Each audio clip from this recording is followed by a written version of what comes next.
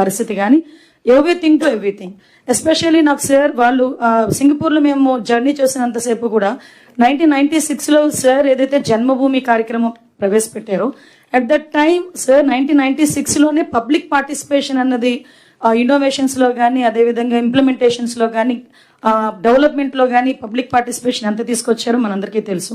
దాన్ని అగైన్ 2015లో మళ్ళీ జన్మభూమి మా ఊరు కార్యక్రమాన్ని ఏర్పాటు చేసుకొని అగైన్ దాన్ని మళ్ళా అక్కడ మంచి తీసుకొచ్చి పబ్లిక్ పార్టిసిపేషన్ తీసుకురావడం.